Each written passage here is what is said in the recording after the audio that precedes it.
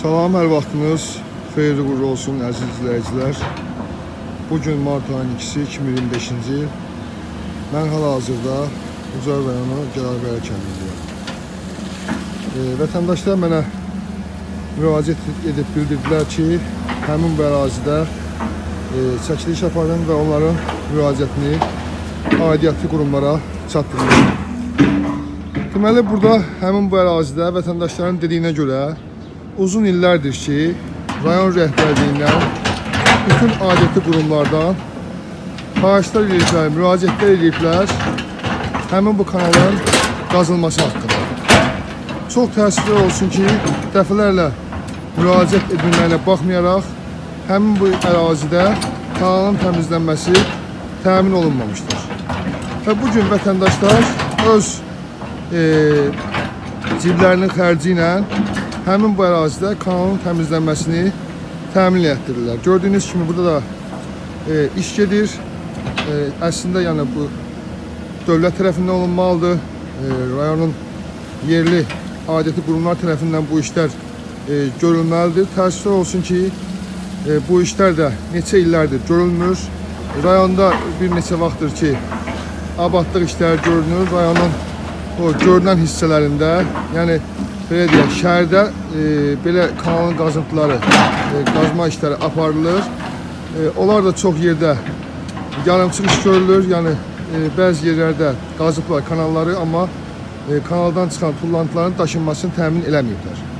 Bugün vətəndaşların burada müraciəti bundan ibarətdir ki, vətəndaşlar xahiş edir ki, biz həmin bu ərazinin, yəni kanalın təmizlənməsinin öz vəsaitimizlə təmin elədik. Xahiş edirlər ki, bax gördüyünüz kimi bu yol keçilməz vəziyyətdədir, bərbad vəziyyətdədir. Bunu siz videodan da açıq aydın görə bilərsiniz. Bura yaşayış masividir. Buradan insanlar hərəkət edirlər. Bax gördüyünüz kimi o tərəfdə evlər də var. Vətəndaşlar xahiş edirlər ki, həmin bu ərazinin qısa bir 200 metr məsafə olar. Həmin bu əraziyə nə bilim daş tökülsün, nəsə də indi bu asfalt örtüyü yəqin ki bugün müraciət eləsək də bugün bu təmin olunması bir şey deyil. Amma yaxşı olar ki, gələcəkdə tədbirlər planına əlavə olunsun ki, həmin bu ərazidə də asfalt örtüyü çəkilsin. Amma hələ ki, yəni problemin hələlik həllindən ötürü vətəndaşlar xahiş edirlər ki, həmin bu əraziyə nəsə bir daşla tökülsün ki, insanlar bax buradan gelib gələrkən əziyyət çəkməsinlər. Həqiqətən də bərbad vəziyyətdədir. Mən çəkilişi yolun o tərəfindən eləyə bilmirəm. Çünki gördüyünüz kimi yol keçilməz vəziyyətdədir. Yağışlı havalarda da, qış aylarında da bu yəni çox açıq aydın şəkildə bunu görmək olur. İnsanlar burada əziyyət çəkirlər.